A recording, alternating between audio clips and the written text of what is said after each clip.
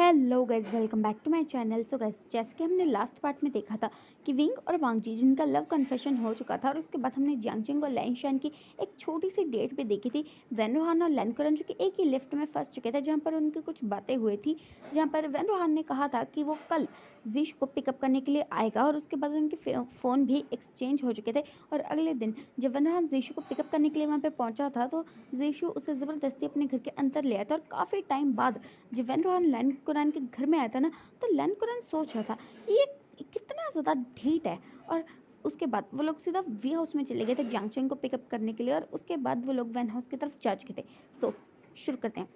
जीशु जो कि इस वक्त वैन हाउस को देखते हुए जियांगचंग से कहता है, जियांगचंग वांगजी का घर कितना ब्यूटीफुल है ना। तो इस वक्त पे ना जियांगचंग जो कहता है, सही कहते हैं। और ऐसे कहते हैं ना वो लोग जो कि ना घर के अंदर एंटर करते हैं। जैसे वो घर के अंदर एंटर करते हैं ना, तो जीशु जिसकी नज़रें ना वैन किजिंग पे पड़ जाती है, और जैसे उसकी नज़रें वैन किजिंग पे पड़ती है ना, तो बस एक टक वैन किजिंग को देखे जाता है, क्योंकि इस चेहरे को देखने के लिए उसने बहुत ज़्यादा इंतजार किया है। और फिर जियांगचंग जी कहते हैं, गगा आज आप ऑफिस नहीं गए? तो इस वक्त पे ना वैन किजिंग जी उसकी तरफ देखते हैं, कहता हाँ मैं जाने वाला था, फिर सोचो कि अपने भाई के दोस्तों का इंतजार ही कर लो। तो इस वक्त पे ना जियांगचंग जी कहते हैं, मतलब आप हमारा इंतजार कर रहे थे? तो इस वक्त पे ना वैन किजिंग जी उन दोनों की तरफ देखते कहते हाँ मैं तुम्हारा इंतज़ार कर रहा था।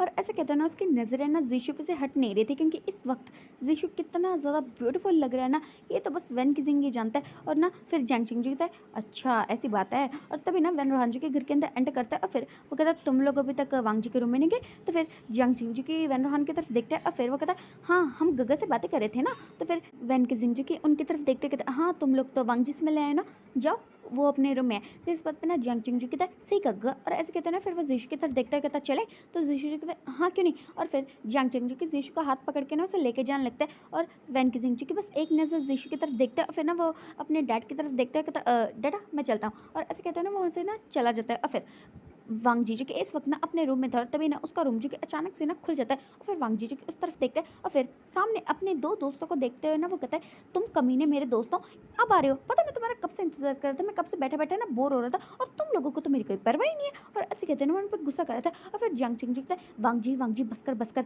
इतना गुस्सा, हाँ तुझे इतना गुस्सा नहीं करना चाहिए। तो वांगजी जी कहता है, अच्छा बट मुझे तो लगता है कि मुझे तुम दोनों का सर फोड़ देना चाहिए, पता नहीं कैसे दोस्त बनाए मैंने। तो जियांगचंग जी कहता है, तूने वो सबसे अच्छे दोस्त बनाए हैं वांगजी। और ऐसे कहते हैं ना, वो उसके पास आके बैठ जाते हैं, और फिर ना वो ना आपस में ना कुछ बातें करने लगते हैं। और फिर वांगजी जी कहता है, मैं तुम दोनों को एक बात बताऊँ? तो इस बात पे ना जियांगचंग जी कहता है, बता क्या बताना है तुझे, कोई राज है क्या? तो फिर वांगजी जी कहता है, राज तो है बट मैं सिर्फ तुम दोनों को बताऊंगा, पहले तुम लोग प्रॉमिस करो कि किसी को नहीं बताओगे। तो जियांगचंग जी कहता है, ठीक है तेरी कसम किसी को नहीं बताऊंगा। तो वांगजी जी कहता है, देख अगर तुम झूठी कसम खाई ना तो मैं मर जाऊंगा। तो जियांगचंग जी कहता है, बकवास। और फिर ना जीशु जी कहते हैं, अच्छा अब बता भी दे कि तुझे कौन सा राज बताना है हमें। तो फिर वांगजी जी की एक बार इधर उधर देखते हैं, और फिर जीशु जी की कहते हैं, क्या हुआ? तो वांगजी जी कहते हैं, मैंने सुना दीवारों के भी कान होते हैं। तो इस बात पर जीशु जी कहते हैं, बट मैंने तो दीवारों के कान कभी भी नहीं देखे हैं। तो फिर वांगजी जी कहते हैं, देखे तो मैंने भी नहीं है बट सुने कि होते हैं। तो जियांगचंग जी की उन दोनों के सिर पर टपली मारते हुए कहते हैं, वो बस एक कहावत है। तो वांगजी जी कहते हैं, अच्छा ऐसा भी कोई कहावत होती है क्या? और फिर जियांगचंग जी कहते हैं, बकवास मत कर, सीधा सीधा बता क्या बताना है। तो वांगजी जी कहता है, देखो मैं तुम लोगों को ना एक राज की बात बताता हूँ, पता है मुझे किसी से प्यार हो चुका है। तो इस वक्त पे ना जियांगचंग शॉक्ड, जीशु डबल शॉक्ड। और फिर वो दोनों ना 2 मिनट के लिए ना बिल्कुल साइलेंट हो जाते हैं, और वांगजी जी की ना उनके रिएक्शन देखते हैं, और फिर कहता है, क्या हुआ? तो जियांगचंग जी कहता है, वांगजी तो मजाक कर रहे हैं। तो इस बात पे ना वांगजी जी की उसकी तरफ देखता है, और फिर वो कहता है, मैं मजाक नहीं कर रहा हूँ। तो जियांगचंग जी कहते हैं, तुझे किससे प्यार हुआ है? तो वांगजी जी की थोड़ा सोचता है, और फिर जियांगचंग की तरफ देखता है, और कहता है, तुझे बता दूँ? तो जियांगचंग जी कहता है, क्या कहने वाला है तू? तो वांगजी जी की जीशु की तरफ देखता है, फिर उसे आंखों आंख में पूछता है, कह दूँ क्या? तो जीशु जी कहता है, बोल दे बोल दे। तो फिर जियांगचंग जी कहता है, अब बता भी दे यार, इतना सब्र नहीं हो रहा मुझसे। तो वांगजी जी कहता है, जियांगचंग वो क्या है ना, मैं ना वो ना मैं ना। तो फिर जियांगचंग जी कहता है, बोल दे। तो वांगजी जी कहता है, मैं तेरे भाई से प्यार करता हूँ। तो इस बात पे जियांगचंग जो कि बड़ी बड़ी आंखें करके वांगजी की तरफ देखता है, और फिर वो कहता है, क्या कहा तूने? तो वांगजी जो कि उसकी तरफ देखता है, और फिर वो अपने सर हाँ में शेक करते कहते, हाँ मैं तेरे बड़े भाई से प्यार करता हूँ। तो इस बात पे जीशु जो कि शॉक्ड, और उसे तो ऐसा लग रहा था क्या यहाँ पे कंपटीशन चल रहा है अपने से बड़े अल्फा को पसंद करने का। जियांगचंग ने जीशु के भाई को पसंद किया, जीशु ने वांगजी के भाई को पसंद किया, वांगजी ने जियांगचंग के भाई को पसंद किया। ओ माय गॉड, चल क्या रहा है यहाँ पे? और फिर जियांगचंग जी की कहते हैं, क्या कहा तूने वांगजी? तो वांगजी जी कहते, कितनी बार बताऊँ यार, मैं तेरे बड़े भाई से प्यार करता हूँ, मैंने उसे प्रपोज भी कर दिया, उसने मेरा प्रपोजल एक्सेप्ट भी कर लिया है। तो इस बात पे जियांगचंग जो कि डबल शॉक्ड, और फिर वो कहते, क्या तूने मेरे भाई को प्रपोज कर दिया? तो वांगजी जी कहते हैं, हाँ। तो फिर जियांग चेंग जी कहता है उसने एक्सेप्ट भी कर लिया। तो वांग जी कहता है हाँ, हाँ, हाँ। तो फिर जियांग चेंग जो कि ना एकदम से ना बेड पे लीन हो जाता है, फिर कहता वांग जी कह दे कि ये सब सपना है। तो वांग जी जो कहता है सपना नहीं है, सपना नहीं है, सच है। तो फिर जीशु जो कि इस बात को जब वो पूरी तरह से सुन लेता है तो वो ज़ोर-ज़ोर से हँसने लगता है। जियांग चेंग जो कहता है तेरे अंदर कौन-सी आत्मा आ गई? तो जीशु जो कि उसे देखते कहता है तू बड़ा रो रहा था ना, तुझे कब शाओजी मिलेगी, तुझे कब शाओजी मिलेगी, मिल गई तुझे शाओजी, वो भी तुझसे भी छोटी। तो इस बात पे ना वांग जी कहता है हे ऐसे छोटा-छोटा कह के ये मत फ़ील करवाओ मुझे कि विंग मुझसे बड़ा है। तो फिर जीशु कहता है सच में वो तुझसे बड़ा है, और जियांग चेंग कहता है सच में वो तुझसे बड़ा है। तो फिर वांग जी कहता है oh age is just a number, love is love. और वैसे भी मैं विंग से बहुत ज़्यादा प्यार करता हूँ। तो इस बात पे ना जियांग चेंग कहता है तूने उन्हें प्रपोज़ कैसे किया? तो वांग जी कहता है जाननी है तुझे स्टोरी? तो जियांग चेंग और जीशु कहता है हाँ, हाँ बता हमें भी। तो फिर वांग जी ना उन्हें पूरी की पूरी कहानी बता देता है। और फिर ना जियांग चेंग कहता है यार तू आधी रात को हमारे घर में घुसा कैसे, और तुझे तो चोट लगी ना तो घुसा कैसे? तो वांग जी कहता है अब सारे राज खोल दूंगा तो बचेगा क्या? तो फिर जियांग चेंग उसे घूर के देखता है और कहता तेरा कुछ नहीं हो सकता वांग जी। तो फिर वांग जी कहता है हाँ अब मैं तेरी शाओजी बनने वाला हूँ, थोड़े रिस्पेक्ट से बात कर। तो जियांग चेंग कहता है हाँ, हाँ वो तो देखा जाएगा। और तभी ना वांग जी के रूम का डोर जो कि ओपन हो जाता है, वांग जी उस तरफ देखता है ना, तो वैन जी कहता है क्या हुआ वांग जी? तो वांग जी जो कि शॉक्ड कहीं उसके डैडा ने सुन तो नहीं लिया। और फिर ना वो अपने डैडा की तरफ देखते कहता हाँ डैडा मैं ये कह रहा था आप कब से आए ही नहीं, पता मुझे कितनी ज़्यादा भूख लगी है। तो उसके डैडी कहते हाँ सही कहा, मैं तुम्हें इसलिए बुलाने आया था, क्या तुम खाना ऊपर ही खाओगे या फिर नीचे? तो फिर वांगजी से कहता डैडा मेरे पैरों में दर्द हो रहा है, मैं नीचे कैसे आऊँगा? तो फिर वनराज कहता है ठीक है मैं ऊपर भिजवाता हूँ। और ऐसे कहते हैं ना वो रूम का डोर ना बंद कर देता है, और जियांग चेंग जो कि उसे देखते कहता है बच गया तू, अगर आज तेरे डैडा को पता चल जाता तो पता नहीं तेरा क्या होता वांगजी।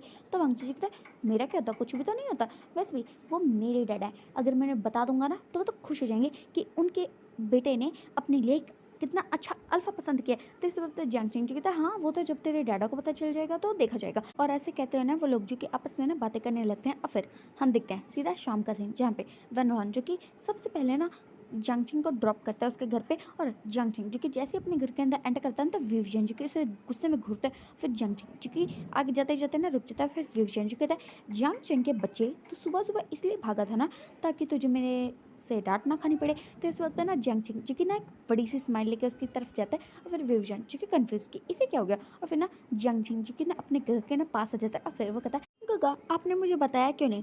तो विवियन जी इसकी तरफ देखता है कहता है क्या नहीं बताया तुझे? तो जियांग चेंग जी कहता है आपने मुझे बताया क्यों नहीं कि वांग जी आधी रात को आपके कमरे में घुस आया था और उसने आपको प्रपोज किया था? तो इस बात पे विवियन जो कि शॉक, और वो शॉकिंगली ना जियांग चेंग की तरफ देखता है। और फिर जियांग चेंग जी कहता है गगा अगर आप मुझे पहले बता देते तो मैं सीधा जाके डैडा को बता देता ना। और फिर जिस तरह से उन्होंने मेरी शादी के लिए अप्रूवल दे दिया उसी तरह से वो आपकी शादी के लिए भी अप्रूवल दे देते ना। तो इसे बताया ना विवियन जी की जियांग चेंग की तरफ देखता है कहता चैंग तुझे ये किसने बताया? तो फिर जियांग चेंग जी की अपने भाई की तरफ देखता है। और फिर वो कहता है गगा ये भी कैसे बेवकूफ़ों वाला सवाल है, ऑफकोर्स मुझे वांग जी ने बताया। तो इस बात पर ना विवियन जी के मन में सोच रहा था वांग जी। और फिर वो कहता जियांग चेंग तू मेरा प्यारा सा छोटा सा भाई है ना? तो फिर जियांग चेंग जी कहता है मैं प्यारा, बट अभी तो आपने कहा था कि मैं तो बहुत ही ज़्यादा खड़ूस बिगड़ा हुआ, ऐसा बहुत कुछ कहा था ना आपने गगा। तो फिर विंग जी कहता है मैंने इतना सब कुछ कब कहा? और फिर वो कहता है जियांग चेंग तू मेरा प्यारा सा भाई है ना, तो मेरा ओमेगा भाई है, तुम कितना ज़्यादा खूबसूरत है, तेरे पास कितना दिमाग है, तू कितना अक्लमंद है ना। तो जियांग चेंग जी कहता है हाँ मेरे पास इतना दिमाग है कि अभी के अभी जाके ये बात मैं डैडा को बताऊंगा। और फिर जैसे मेरी और लेंशन की शादी तय हुई है वैसे आपकी और वांग जी की शादी भी तय हो जाएगी। और ऐसे कहते हैं ना वो अपने डैडा के रूम की तरफ जाता है कि विवियन जी ना उसका रास्ता काटता है। और फिर वो कहता है चैंग तू मेरा भाई नहीं है? तो फिर जियांग चेंग जो कि अपने गगा को देखता है और फिर एक ईविल स्माइल करते हुए कहता है गगा मैं आपका भाई हूँ इसलिए आपकी मदद कर रहा हूँ ना, क्योंकि मुझे पता है कि आपके अंदर इतनी हिम्मत नहीं है कि आप सीधा सीधा जाके डैडा को बता सको। तो इस बात पे ना विवियन जी कहता है देख देख तू छोटा है ना, तूने अपनी बात कर ली, मैं अपनी बात अपने आप कर लूँगा ना। तो फिर जियांग चेंग कहता है बट मुझे तो शाओजी चाहिए ना। तो विवियन जी कहता है बट वांग जी छोटा है तो जानता है ना उसके डैडा उसकी शादी इतनी जल्दी नहीं करवाएंगे, तो शादी तो पहले तेरी ही होगी। तो फिर जियांग चेंग जी कहता है ऐसा कुछ नहीं है, मैं जाके डैडा को बताता हूँ, डैडा अपने आप निपट लेंगे। तो फिर ना विवियन जी कहता है चैंग तो मेरा भाई नहीं है? तो जियांग चेंग जी कि अपने गगा की तरफ देखता है और फिर वो कहता है ठीक है मुझे 5 करोड़ दे दो फिर मैं आपका भाई। तो विवियन जी कहता है क्या कहा तूने? तो जियांग चेंग जी कहता है अब आप मुझे रिश्वत दे रहे हो ना मुंह बंद रखने के लिए, तो मुझे पूरे 5 करोड़ चाहिए।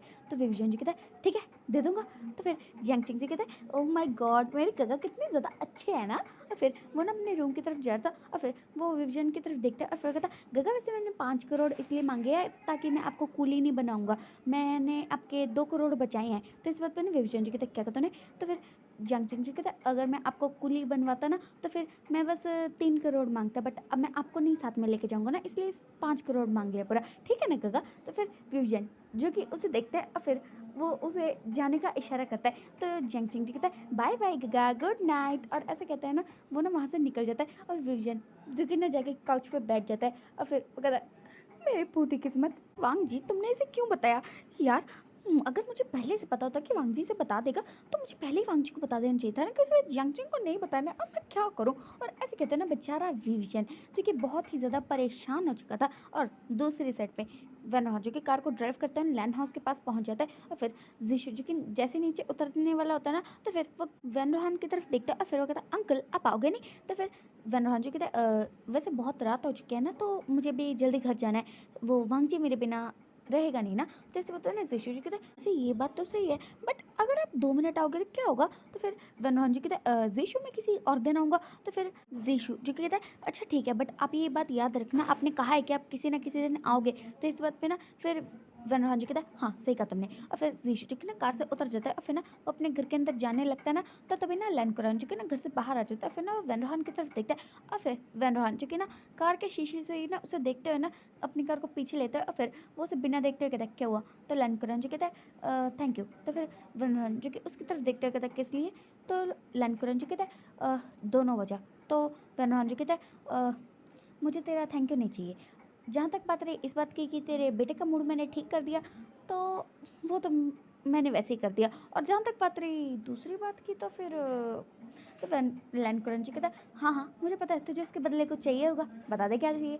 तो वैन जी कहता है, वक्त आने पे बता दूंगा ना। और ऐसे कहते हैं ना, वो अपनी कार को ड्राइव करके ना वहाँ से चला जाता है। फिर लैन कुरन जी को उसे जाते हुए देखता है और फिर वो मन में सोचता है, कुछ नहीं हो सकता इसका। और फिर ना वो घर के अंदर चला जाता है और जीशु जो कहता है, डाडा मैं बहुत ज़्यादा थक गया, मुझे नींद आ रही है। तो फिर लैनकुरन जी कहता है, हाँ जीशु तुम्हें जाके सो जाना चाहिए। और फिर जीशु जी के ना चलते चलते ना अपने रूम के पास पहुंच जाता है और फिर लैनकुरन जी के अपने बेटे को देखता है कि आज उसका बेटा कितने टाइम बाद उसे बिल्कुल नॉर्मल लग रहा है। और फिर ना जीशु जी के जाके ना अपने रूम में ना सो जाता है। और फिर हम देखते हैं एक हफ्ते बाद का सीन, जहाँ पर इस वक्त वैन ऑफिस में मैंग्याओ जो कि इस वक्त ना वैन रोहान के सामने खड़ा होता है। फिर वैन रोहान जो कहता है, मैंग्याओ पिछले 1 हफ्ते से तुम कहाँ थे?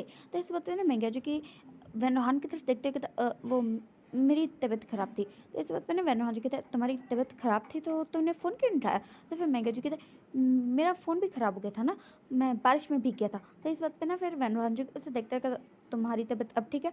तो मैंग्याओ जो कहता है, हाँ बॉस मेरी तबीयत अब ठीक है। तो फिर वैन रोहान जो कहता है, ठीक है तुम जाओ अपना काम करो और ज़्यादा काम मत करना, ठीक है? तो फिर मैंगो जी कहता है, यस। और ऐसे कहते हैं ना, वो केबिन से बाहर निकल जाता है और वेनरोहान जो कि मैंगो को जाते हुए देखता है। फिर वो मन में ना कुछ सोचने लगता है और मैंगो जो कि वेनरोहान के केबिन से बाहर निकल के ना अपने केबिन की तरफ जा ही रहा था ना, कि तभी ना वो किसी से टकरा जाता है और उसके हाथ में जो फाइल्स थी ना, वो सारी की सारी ना नीचे गिर जाती है। और फिर मैंगो जो कि उसकी तरफ अपनी नज़र उठा के देखता है, तो उसके सामने वेंशु खड़ा हुआ था। और फिर वेंशु जो कि उसकी तरफ देखता है ना, फिर वो नीचे बैठ जाता है और उसकी फाइल्स को उठाने में ना उसकी हेल्प करने लगता है। फिर मैंगो जो कहता है, मैं कर लूँगा। तो वेंशु जो कहता है, मेरी गलती है ना। और ऐसे कहते हैं ना, वो उसकी सारी फाइल्स को उठाता है और फिर वो कहता है, क्या मैं इसे तुम्हारे कैबिन में छोड़ाऊँ? तो इस वक्त पे ना मैंगो जी कहता है, मैं ले जाऊँगा।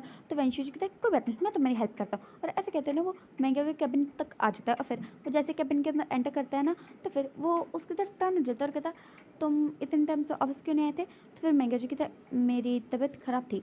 तो फिर वेंशु जो कि उसकी तरफ देखते कहते, क्या हुआ था तुम्हें? तुम अभी ठीक तो हो ना? और ऐसे कहते हो ना, वो उसे देख रहा था और फिर मैंगो जी के उसके ऐसे रिएक्शंस को देखता है और फिर वो कहता है, आपको क्या हुआ?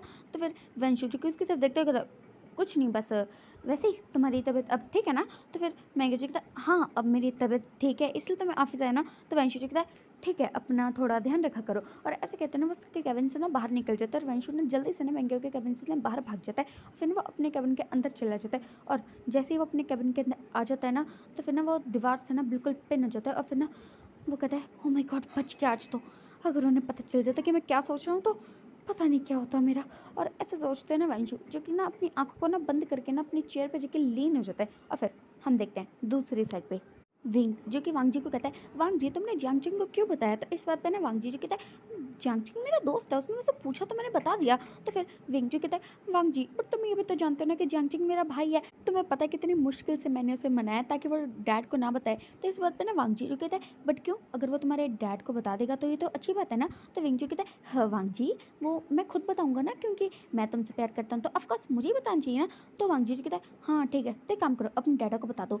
तो विजन जी कहता है, वांग जी तुम्हें इतनी जल्दी है शादी की। तो वांग जी कहता है, मुझे शादी की जल्दी नहीं है, मुझे इस बात की जल्दी है कि मैं भी अपने डैडा को बता दूं ना। पता है अगर बाद में मेरे डैडा को पता चला कि मैं किसी को पसंद करता हूँ और मैंने अपने डैडा को नहीं बताया तो उनको बुरा लगेगा ना। तो इस बात पर ना विभीषण जी कहता है, वांग जी मैं जानता हूँ कि तुम्हें अपने डैडा को बताने की बहुत ज़्यादा जल्दी है, बट मुझे थोड़ा सा वक्त दो ना, पहले मैं अपने डैडा को बता दूँ उसके बाद तुम अपने डैडा को बताना, ठीक है। तो फिर वांग जी कहता है, बट उसकी क्या ज़रूरत है, मैं अभी के अभी बता देता हूँ, मैं जानता हूँ मेरे डैडा मुझसे बहुत प्यार करते हैं और मैं जिससे प्यार करता हूँ तो डैडा मान जाएंगे। तो विभीषण जी कहता है, हाँ मैं जानता हूँ कि तुम्हारे डैड तुमसे बहुत ज़्यादा प्यार करते हैं, बट वांग जी मुझे थोड़ा सा टाइम तो दो, अभी अभी तो हम रिलेशनशिप में आए हैं, थोड़ा शुरू तो होने दो। और वैसे भी अभी तो तुम्हारे डैड तुम्हें घर से बाहर भी नहीं निकलने दे रहे हैं। तो इस बात पर ना वांग जी कहता है, वो बात भी सही है कि मेरे डैडा मुझे घर से बाहर भी नहीं निकलने दे रहे हैं अभी के लिए। तो विभीषण जी कहता है, हाँ हाँ बट कोई बात नहीं, तुम जल्दी से ठीक हो जाओ, उसके बाद ना हम लोग घूमेंगे, बहुत सारी बातें करेंगे। पता है मुझे ना तुम्हें काफ़ी कुछ दिखाना है। तो फिर वांग जी कहता है, तुम्हें मुझे क्या दिखाना है विंग। तो विंग जी कहता है, अपनी ज़िंदगी की ना सबसे स्पेशल चीज़ मैं तुम्हें दिखाना चाहता हूँ वांग जी।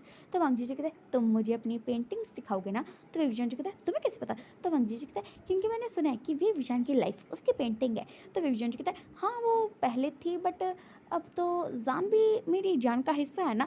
तो इस बात पर ना वांग जी कहता है, शेमलेस, और ऐसे कहते हैं ना वो अपने कॉलर कट कर देता है। और तभी ना वैन केजिंग जी की अचानक से ना वांग जी के रूम में आ जाता है, जिस वजह से ना वांग जी की अचानक से ना घबरा जाता है और उसका फ़ोन उसके हाथ से नीचे गिर जाता है। और फिर वैन केजिंग जी कहते हैं, क्या वांग जी। तो वांग जी के अपने गगा को देखते रहता है, कुछ नहीं हुआ गगा, वो फ़ोन मेरे हाथ से फिसल गया। और ऐसे कहते हैं ना वो वापस से ना अपने फ़ोन को उठाता है। फिर वैन केजिंग जी कहता है, वांग जी तुम्हें कुछ हुआ है। तो वांग जी कहते हैं, बिल्कुल भी नहीं गगा। बट वैन केजिंग जी से वांग जी की शक्ल को देख के पता नहीं कि ऐसा क्यों लग रहा था कि वांग जी का बिहेवियर ऐसा है जैसे उसकी कोई चोरी पकड़ी गई हो। और फिर ना वैन केजिंग जी कहता है, अच्छा वो सब छोड़ो, डैडा पूछ रहे थे कि तुम्हें क्या खाना है। तो फिर वांग जी कहता है, मुझे मुझे मुझे मुझे सूप पीना है। तो फिर वैन केजिंग जी कहता है, ठीक है। और ऐसे कहते हैं ना वो रूम के बाहर निकल जाता है। और फिर वांग जी कहता है, ओह माय गॉड, अच्छा हुआ गगा ने कुछ सुना नहीं वरना। और तभी वैन केजिंग जी के फिर से डोर को ओपन करते कहते हैं, वांग जी और कुछ चाहिए तुम्हें। तो वांग जी कहता है, नहीं गगा बस सूप पीना है मुझे।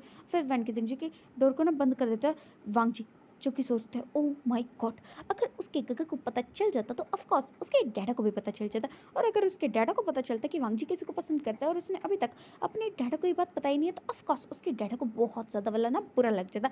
और ऐसे सोचते ना वांग जी, जो कि अभी अभी बहुत बड़ी मुश्किल में फंसने से बच चुका है। और फिर हम देखते हैं जियांगचंग और लैंशन जो कि इस वक्त एक साथ ना मॉल में शॉपिंग कर रहे हैं। और लैंशन जो कहते हैं, जियांगचंग पिछले 2 घंटे से तुम शॉपिंग कर रहे हो और कितनी शॉपिंग करोगे। तो फिर जियांगचंग जो कि लैंशन की तरफ देखता है और फिर कहता है, क्यों तुम्हें मेरा सामान उठाना भारी लग रहा है। तो इस बात पर लैंशन जो कहता है, ऐसा नहीं है, बट हम कितनी देर से शॉपिंग कर रहे हैं, अब तो मुझे भूख भी लग रही है जियांगचंग, बस करो ना। तो फिर जियांगचंग जो कहता है, पता है मेरे गगा मेरे साथ शॉपिंग पे आते हैं तो वो मुझे ऐसा कभी भी नहीं कहते हैं। तो लैंशन जी के मन में सोचते हैं, बात तो सही है कि जब वो जीशु के साथ जाते हैं तब भी वो ऐसा कुछ नहीं कहता है। फिर वो कहता है, अच्छा ठीक है, पर पहले हम कुछ खा ले उसके बाद तुम शॉपिंग कर लेना। तो जियांगचंग जी की एक बार टाइम की तरफ देखता है और फिर वो एक बार अपने होने वाले अल्फा की तरफ देखते कि उसकी हालत तो बिल्कुल भी ठीक नहीं लग रही है। फिर जियांगचंग जी कहता है, तुम तो इतनी जल्दी थक गए, पता मेरे गगा कभी भी नहीं थकते। तो फिर लैंशन जी कहता है, अच्छा ठीक है यार, वो तुम्हारा भाई है और मैं तुम्हारा होने वाला अल्फा हूँ ना। और वैसे भी अल्फा को तो हक होता है ना कि वो अपने ओमेगा से थोड़ी सी शिकायतें कर सके, अब भाई अपने भाई से शिकायतें थोड़े ना कर सकता है। तो इस बात पे ना फिर जियांगचंग जो कि अपने अल्फा की तरफ देखता है और फिर वो कहता है, तुम ना बहुत ज़्यादा बहानेबाज हो। और ऐसे कहते हैं ना फिर वो लोग ना वहाँ से आगे चलने लगते हैं और लैंशन जी कहता है, अरे यार मुझे भी थोड़ा सा तो तरस खाओ। और ऐसे कहते हैं ना वो जियांगचंग के पीछे पीछे जा रहा था। और फिर हम देखते हैं दूसरी साइड पे जहाँ पर वी वुयान जो कि अपने कैबिन में बैठ कर ना कुछ सोच रहा था। और फिर ना उसके दिमाग में पता नहीं क्या आता है कि वो ना किसी को कॉल करता है। 2 मिनट बाद ना शुएंग ना उसके कैबिन में टपक पड़ता है और फिर शुएंग जी कहता है, तूने मुझे इतनी जल्दी में क्यों बुलाया, पता है मुझे और भी काम होते हैं और तू मुझे बेवजह बुलाता रहता है। तो विजयन जी को उसे देखकर कहता, बकवास मत कर, तुझे पता है यहाँ पर मेरा कितना बड़ा नुकसान हो चुका है। तो इस बात पे ना शुएंग जी कहता है, क्या हुआ, तेरे डैडा ने तुझे कोई डील दी थी और तूने उसका सत्यानाश कर दिया। तो विजयन जी कहता है, यार मुझे समझ में नहीं आता, तू और मेरे डैड हमेशा डील्स की बातें क्यों करते रहते हैं, कभी कोई नॉर्मल बात भी कर लिया करो। तो फिर शुएंग जी कहता है, अच्छा तो तू बता देना कौन सी नॉर्मल बात है। तो विजयन जी कहता है, तुझे पता है मेरा और वांग जी का टाका भिड़ चुका है। तो शुएंग जी कहता है, हाँ वो बात तो तूने मुझे बताई थी ना। तो फिर विजयन जी कहता है, और वांग जी ने जियांगचंग को बता दिया। तो फिर शंजू के 2 सेकंड तक कहता है ठीक है, ठीक है। फिर वो कहता है क्या? जियांगचंग ने तेरे बाप को बता दिया? तो फिर विजयन जी कहता है हाँ, पता है जियांगचंग का मुँह बंद करवाने के लिए ना मैंने पूरे के पूरे 5 करोड़ उसे दिए हैं। तो फिर शियांग जी कहता है ओह माय गॉड तेरे पास इतना पैसा था? तो विजयन जी कहते क्या कहा तूने? तो शियांग जी कहता है तूने उसका मुँह बंद करने के लिए उसे 5 करोड़ रुपए दिए ना, इतना पैसा वैसे तेरे पास था कि अपने डैड का तो नहीं दे दिया? तो विजयन जी कहता है बकवास मत कर यार, मैं ये सोच रहा हूँ कि मैं वांग जी के डैड को कैसे मनाऊँगा? तो फिर शियांग जी कहता है तो इसमें मैं क्या करूँ? तो विजयन जी कहता है वैसे तेरा और सॉन्गलैन का क्या चल रहा है? तो शियांग जी कहता है मेरा और सॉन्गलैन का हमारा तो बहुत अच्छा चल रहा है और तेरी शक्ल देख के लगता है कि तेरा तो अभी कुछ ठीक-ठीक चल नहीं रहा है। तो फिर विजयन जी को इसकी तरफ देखता है और फिर वो कहता है मेरा और वांग जी का अभी अच्छे से शुरू भी नहीं हुआ है और तू चलने की बात कर रहा है। पता है उस दिन वांग जी ने मुझे प्रपोज़ किया था ना, उसके बाद से मैंने उसे देखा नहीं है। पता है कितनी मुश्किल से मैंने उससे कॉल पे बात की है। उसके डैडा उसे घर से बाहर भी नहीं निकलने दे रहे हैं। तो शियांग जी कहता है क्यों?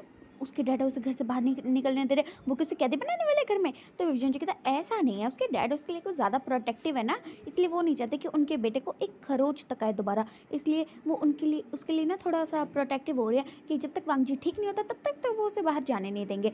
तो शियांग जी कहता है ओह! मतलब वो वी चांद से अंकल जैसे डैडा है ना? तो फिर विजयन जी कहता है उनसे भी 10 कदम आगे हैं। शियांग जी कहता है फिर तो मुझे लगता है तुझे बहुत मिन्नतें करनी पड़ेंगी ना?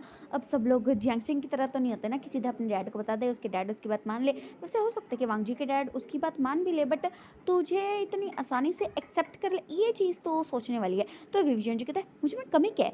तो शियांग जी को उसे देखता है, फिर कहता है तेरे में अलग क्या है? तो विजयन जी कहता है बकवास। और फिर वो कहता है मुझे लगता है ना मैं बेवजह ना तुझसे बात करता हूँ, मैं तुझे से बात करता हूँ ताकि तू मुझे कोई सजेशन दे, लेकिन नहीं, तू सजेशन नहीं देता। तू तो ना अगर मैं पहाड़ी से गिर रहा हूँ ना, मुझे हाथ देने की जगह ना लात मार के नीचे गिरा देता है। तो शियांग जी कहता है ओह तुझे पता है तो मुझसे सजेशन मांगता क्यों है? तो फिर विजयन जी कहता है एक बात बता, तूने सॉन्गलैन के डैड को पटा लिया? तो शियांग जी कहता है तुझे क्या लगता है इतनी देर तक मैं इंतज़ार करूँगा?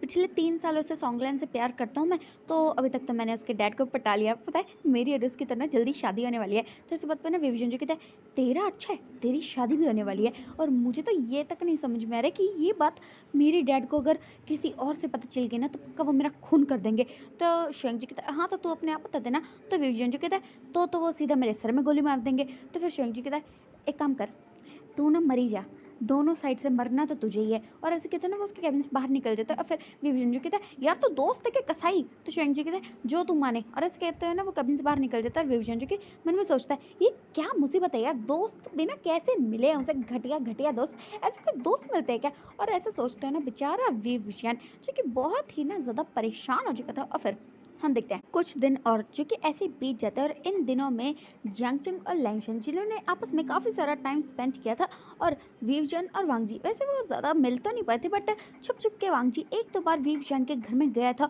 और वीवजन तो ये सोच रहा था कि काश ये चीज़ वो कर पाता, बट वो जानता है कि वैन हाउस में बार बार घुसना मतलब अपनी मौत को दावत दे देना। और फिर विवजन जी की वांगजी को हमेशा कहते हैं कि उसे इस तरह से आधी रात को उसके घर में नहीं आना चाहिए कि अगर विंग के डैड को या किसी को भी पता चल गया ना तो पता नहीं क्या ही हो जाएगा। बट वांग जी चूंकि उसकी एक भी नहीं सुनता है और उसका जब मन करता है ना तो वो विवजन के घर पे आ ही जाता है। और फिर हम देखते हैं एक रात का सीन जहाँ पर वांग जी जो कि ना अभी छुपते छुपाते हुए ना अपने घर के अंदर घुस रहा था क्योंकि वो अभी अभी विवजन के घर से वापस लौटा है और वो छुपते छुपाते हुए आ ही रहा था ना कि तभी ना अचानक से ना घर के सारे की सारी लाइट्स जो कि ऑन हो जाती है और जैसे ही घर की सारी लाइट्स ऑन होते हैं तो वांग जी के हाथों से उसका फ़ोन जो कि गिर जाता है। फिर वो जैसे अपनी नज़रें उठा के सामने की तरफ देखता है ना तो फिर वैन रोहन जो कि उसे देख रहा था और फिर वांग जी जो कि डैड।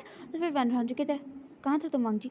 तो वांग जी जो कहता है डैड वो मैं वो। और ऐसे कहते हैं ना वांग जी जो कि बहुत ज़्यादा डर चुका था कि अगर उसके डैड को पता चल गया कि वो आधी रात को छुपते छुपाते हुए वी विशान के घर में गया था तो फिर तो वाटला गली वाटला गली वाटला गली जी जी जी ऐसा हो जाएगा। वो बहुत अच्छी से जानते हैं ये बात।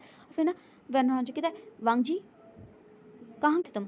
तो वांग जी कहते डैड वो मैं वो। और ऐसे कहते हैं ना उसे बिल्कुल समझ में नहीं आता कि वो क्या जवाब दे। और तभी ना फिर वैन जी कहते हैं मैं तुम्हारे रूम में गया था, तुम वहाँ नहीं थे, कहाँ थे तुम?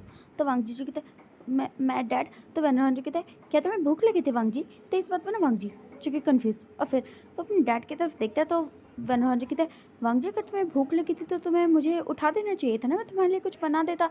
तुम्हें खुद कुछ बनाने की कोई ज़रूरत नहीं है, वैसे भी आधी रात को मेरा किचन ब्लास्ट हो जाएगा। तो इस बात पे ना वांग जी कहता है, हाँ हाँ डैडा, मुझे भूख ही लगी थी, मैं कब से सोच रहा था कि मुझे भूख लगी, बट फिर मैंने सोचा कि आपकी नींद खराब हो जाएगी ना। तो इस बात पे ना वनरोहान जी कहता है, हाँ मैं जानता था कि मेरा बच्चा आधी रात को कहीं बाहर थोड़े ना जाएगा, यहीं कहीं घूम रहा होगा, इसलिए मैं तुम्हें ढूंढ रहा था। अच्छा हो तुम मुझे यहीं मिल गए, पता है अगर अभी तो मुझे यहाँ नहीं मिलते ना, तो ऑफकोर्स मैं सबको उठा देता। तो वांग जी कहता है, ऐसा क्यों, मैं तो यहीं था ना। और फिर वनरोहान जी कहता है, तो ठीक है मैं तुम्हारे लिए कुछ बनाता हूँ। तो वांग जी कहते हैं, हाँ डैडा। और फिर वनरोहान जी कहता है, ठीक है तुम बैठो मैं आ रहा हूँ। और ऐसे कहते हुए ना वनरोहान जी के ना किचन में चला जाता है। और वांग जी जिसकी तो सांस में जगह सांस आती है, ओ माय गॉड बच गया।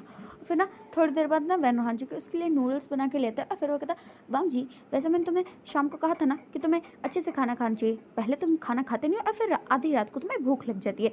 तो वांग जी कहता है, क्योंकि डैडा आप मेरे लिए हो ना। तो फिर वनरोहान जी कहता है, हाँ हाँ नहीं छोटी सी बच्ची के लिए उसका डैडा है ना। और ऐसे कहते हैं ना वो वांग जी के सिर पर ना टप टप करता है। और फिर वो कहता है, एक काम करो, खाना खाओ और चुपचाप जाके सो जाओ, और हाँ दोबारा मुझे बिना बताए ऐसे कमरे से गायब मत हो जाना। तो वांग जी कहता है, यस डैडा। और फिर ना वांग जी के ना नूडल्स को खाता है। और फिर वो कहता है, डैडा ना मुझे बहुत ज़्यादा नींद आ रही है। तो फिर वनरोहान जी कहता है, हाँ मैं जानता हूँ मेरे छोटे से बच्चे को बहुत ज़्यादा नींद आती है। और फिर ना वांग जी कहता है, ठीक है मैं जा रहा हूँ। और ऐसे कहते हैं ना वो अपने रूम में चला जाता है। और फिर वनरोहान जो कि वांग जी को जाते हैं देखता है। और फिर वो कुछ सोचने लगता है। और फिर हम देखते हैं 2-4 दिन और जो कि बीत चुके थे, और इन दिनों में वांग जी जो कि पूरी तरह से ना ठीक हो चुका था। और फिर एक दिन वनरोहान जो कि वेंचर को कहता है, वैसे तुम लोग शादी कब कर रहे हो। तो इस वक्त में ना वेंचर जो कि अपने डैड की तरफ देखता है। फिर वनरोहान जो कहता है, वैसे तुम्हारी और शाओ चैन की शादी मैं बहुत पहले करवा देना चाहता था, बट पहले तो मैं ऐसा नहीं कर पाया, बट अब मैं चाहता हूँ कि तुम दोनों की शादी जल्दी हो जाए। तो इस बात पर ना वेंचर जो कहता है, जब आप कहो डैड तब हम शादी कर लेंगे। तो फिर ना वनरोहान जी कहता है, मैं सोच रहा हूँ कि अगले महीने तुम दोनों की शादी करवा दूँ। तो फिर वेंचर जी कहता है, जैसा आप कहें डैड। और ऐसे कहते हैं ना फिर वो शाओ की तरफ देखता है। और फिर शाओ जो कि इसे आंखों आंखों में देखते हुए कहता है, हाँ हाँ तुझे तो बड़ी है शादी की जल्दी। और फिर वनरोहान जी को उन दोनों की तरफ देखता कहता है, क्या। तो शाओ जी कहता है, जैसा आप कहें अंकल। और उसके बाद ना वो दोनों जो कि ना वहाँ से चले जाते हैं। और फिर वनरोहान जो कि सोचने लगता है, अगले महीने शादी, बहुत काम है उसके सिर पे। और फिर देखते हैं शाम का सीन, जहाँ पर मैंगो जो कि इस वक्त ना वनरोहान के कैबिन में, और वो ना कुछ काम की बातें करें कि तभी ना वनरोहान के कैबिन का डोर जो कि अचानक से ना ओपन हो जाता है। और उन दोनों की नज़रें जैसे ही वहाँ पे जाते हैं तो वांग जी जो कि मैंगे के पास आ जाता है। और फिर वो कहता है, या गुगा आपको पता है कितने दिन हो चुके हैं आपके पास तो ना आजकल हमारे लिए वक्त ही नहीं है, जब से आप जॉब करने लगे ना पता नहीं कितना काम है। डैड आप क्या मैंगे और गगा से पूरे ऑफिस का काम करवाते हो।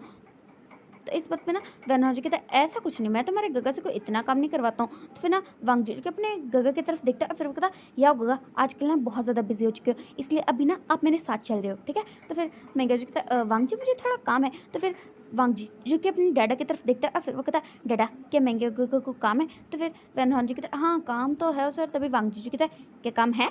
तो फिर वनरोहान जी कहता है, उसे कोई काम नहीं है, वो बाद में देख लेंगे, तुम जाओ ले जाओ उसे। तो फिर मैंगो जी कहता है, बट बॉस। तो फिर वांग जी कहता है, आप मेरे साथ चल रहे हो, डैडा ने इजाज़त दे दी है ना। और ऐसे कहते हैं ना वो मैंगो का हाथ पकड़ता है और उसे ना बाहर ले जाता है खींच के। और फिर ना वो लोग ना नीचे आ जाते हैं ना, तो वहाँ पर जीशु और जियांगचंग जो कि ना खड़े होते हैं। और फिर मैंगो जी के उन दोनों को देखता है। फिर कहता है, ओह तो ये तुम तीनों की मिली भगत है। तो फिर वांग जी कहता है, मिली भगत नहीं है, आपको ट्रैप किया हम लोगों ने, वैसे भी आजकल आपको ज़्यादा बिजी हो चुके हो ना, आपके पास हमारे लिए कोई वक्त ही नहीं होता है, आपको पता भी है कि कितनी सारी बातें जो हमें आपको बतानी है। तो इस बात पर ना फिर मैंगो जी कहता है, हाँ क्यों नहीं। और फिर वांग जी कहता है, तो चलो हमारे साथ, पता है कितनी सारी बातें आपको बताने वाली। और फिर हम देखते हैं थोड़ी देर बाद का सीन, जहाँ पे इस वक्त वो लोग ना एक रेस्टोरेंट में बैठे हुए थे। और फिर मैंगो जी कहते हैं, तो तुम लोगों को मुझे क्या बताना है। तो वांग जी कहते हैं, मैं शुरुआत करूँ। तो फिर जियांगचंग और जीशु जी की उसकी तरफ देखते कहते हैं, हाँ हाँ शुरुआत तुम्हें करो ना।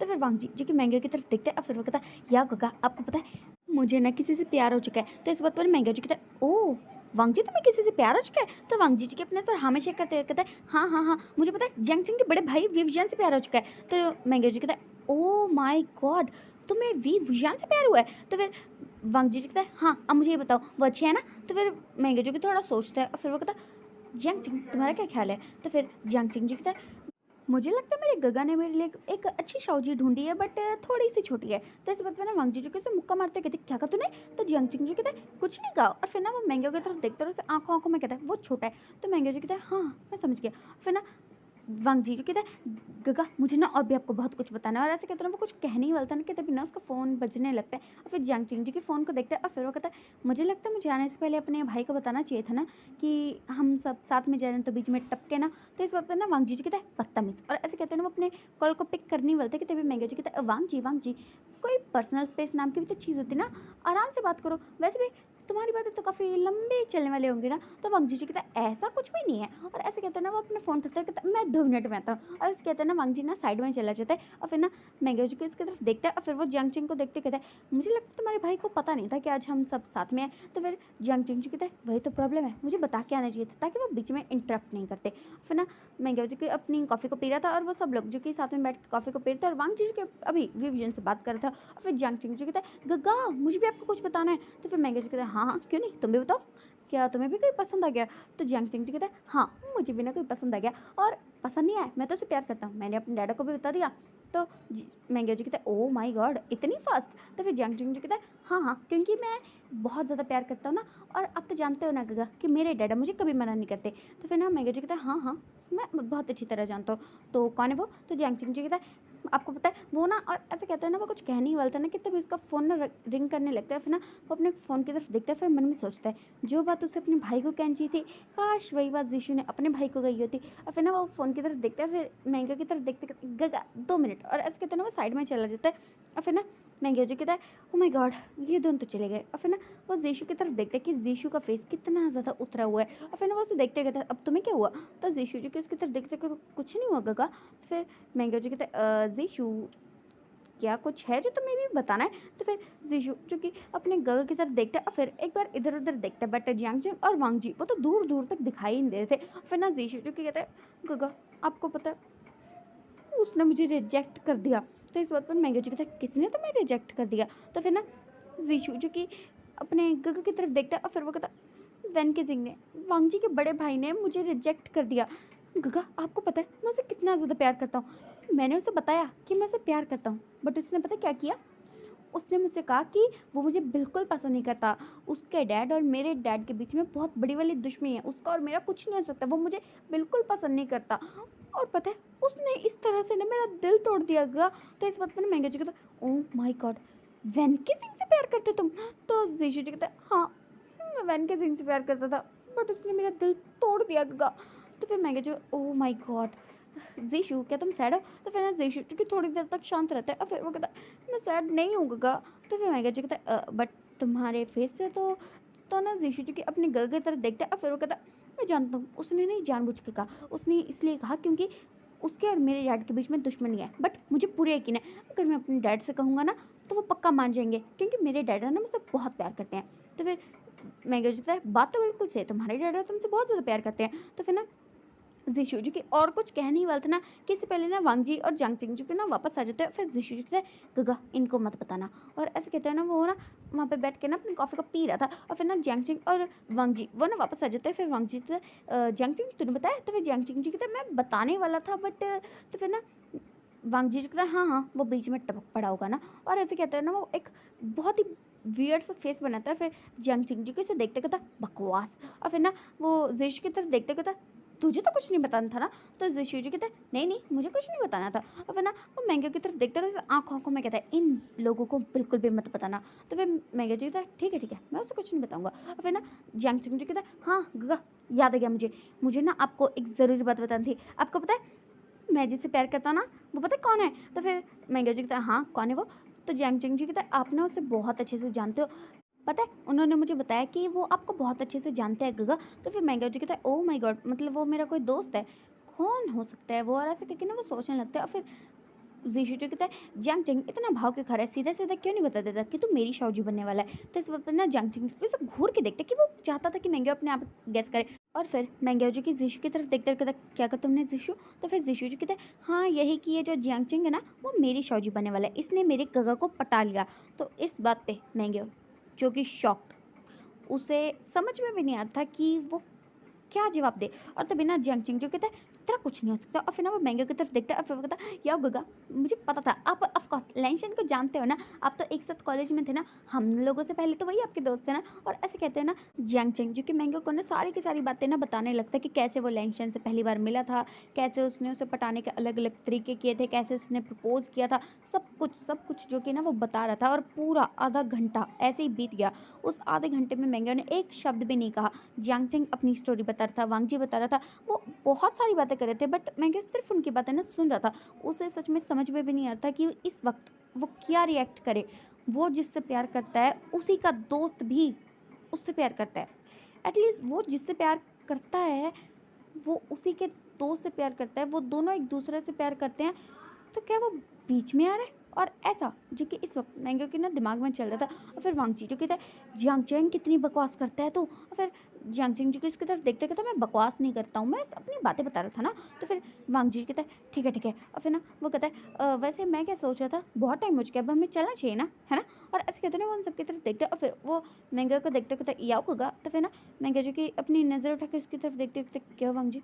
तो वांगजी कहता है वैसे बहुत टाइम हो चुका है, क्या हमें चलना नहीं चाहिए। तो फिर मैंगो जी कहता हाँ तुम लोग जाओ, मुझे कुछ ज़रूरी काम है, मुझे बाहर जाना है। तो इस बात पे ना फिर वांगजी जी कहते हैं बट आपका काम तो मैं छुड़वा के आया था ना। तो फिर मैंगो जी कहता है हाँ बट अभी टाइम है ना, इसलिए मुझे कुछ और काम है, तुम जाओ ना। और फिर वांगजी जी कहता है ठीक है। और फिर ना वो जियांगचिंग और जिश की तरफ देखते कहता तो चले हम लोग। तो फिर ना वो दोनों जी कहता है हाँ चलते हैं। और ऐसे कहते हैं ना वो अपनी जगह से ना खड़े हो जाते हैं और फिर वो कहता है या होगा हम ना जल्दी मिलते हैं। और ऐसे कहते हैं ना वो तीनों ना वहाँ से बाहर चले जाते हैं। और वो लोग जैसे ही वहाँ से बाहर गए ना तो महंगिया की आंखों से आंसू बहने लगे।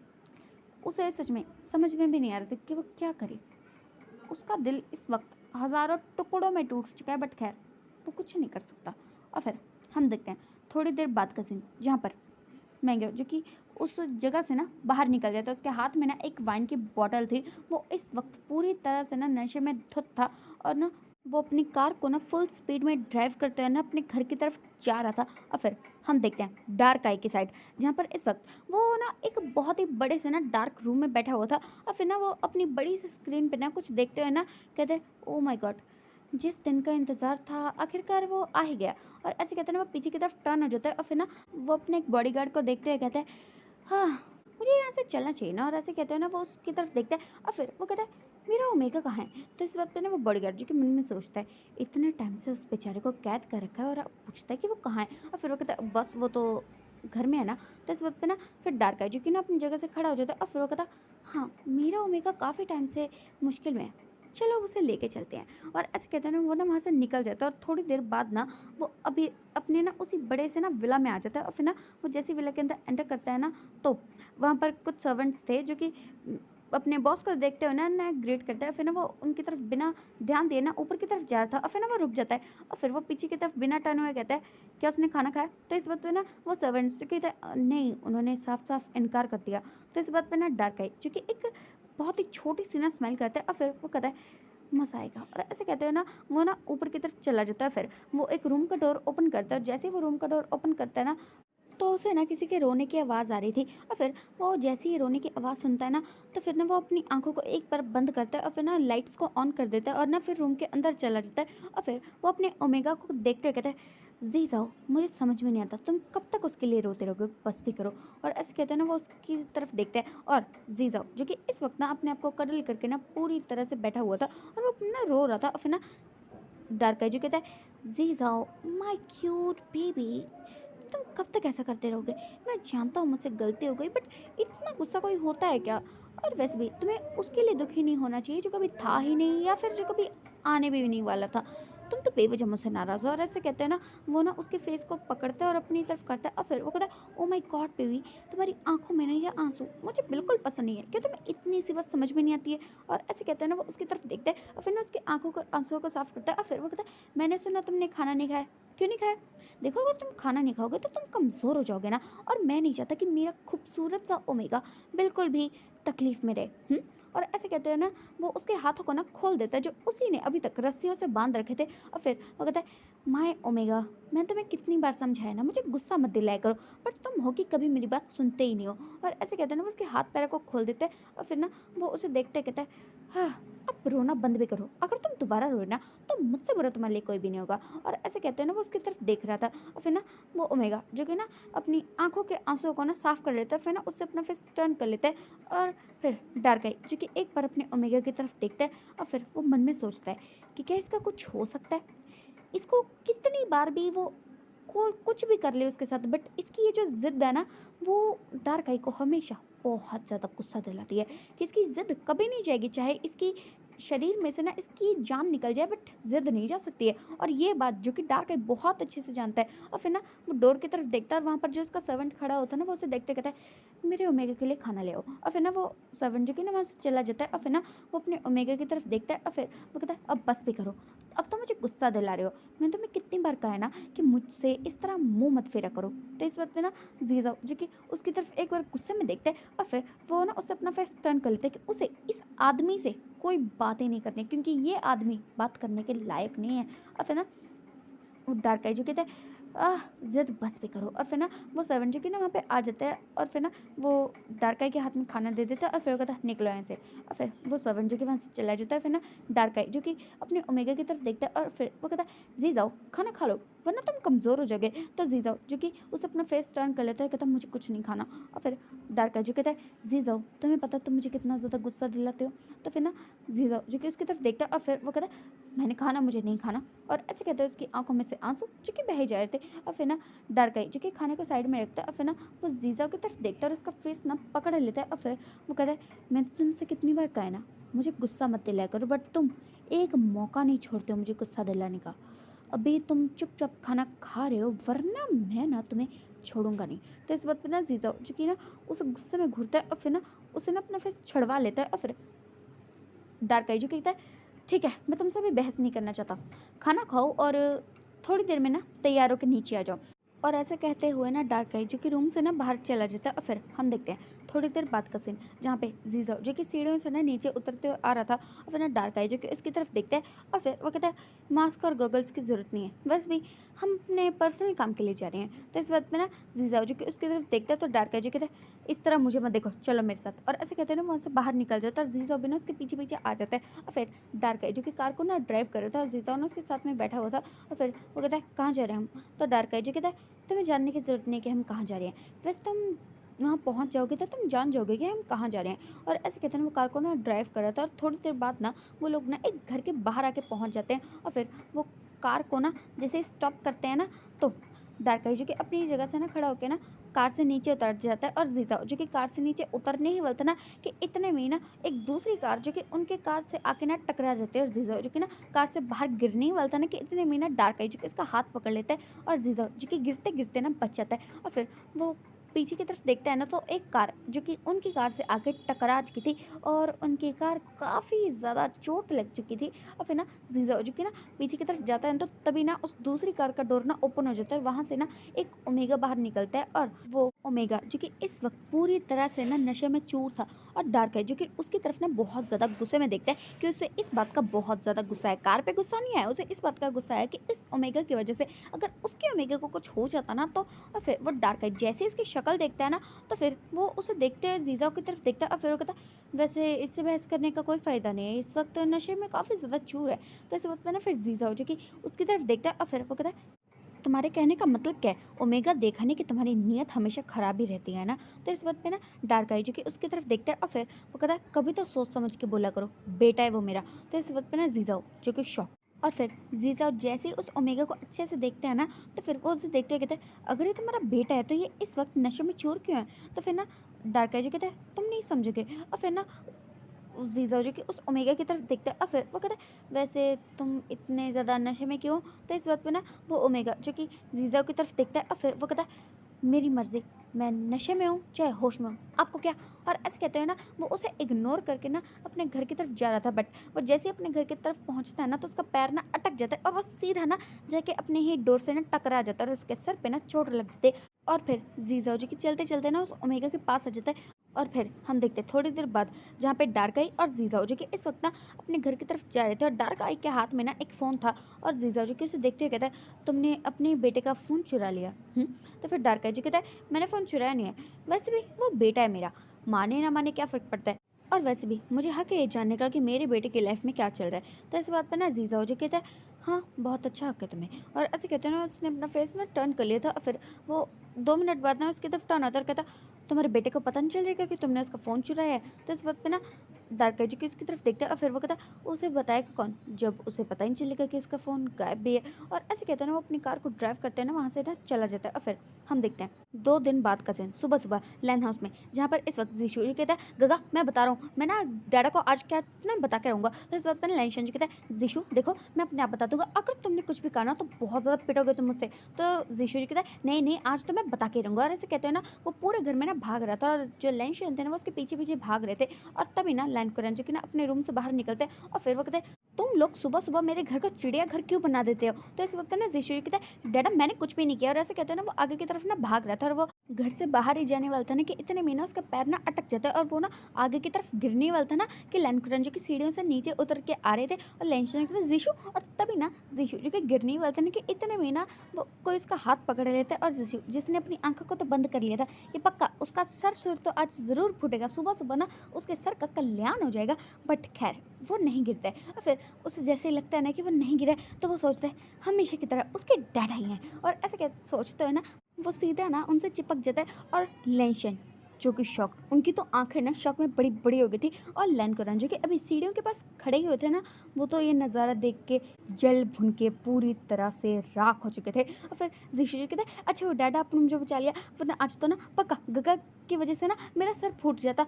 और फिर ना जीशु जी की ना अपनी आंखों को ना खोल लेता है, और जैसे वो अपनी आंखों को खोल के सामने की तरफ देखता है ना, तो फिर उसकी आंखें जो कि शौक में बड़ी बड़ी हो जाती है, और वो शॉकिंगली ना अपने सामने के नज़ारे को देख रहा था। सो गाइस आज का पार्ट हम यहीं रोकते हैं, बाकी अब हम कल जानेंगे कि आगे क्या होता है। सो आज का ये पार्ट आपको जैसा भी लगा ना वो कमेंट में ज़रूर बताना। So bye, take care and comment तो ज़रूर करना। Bye guys.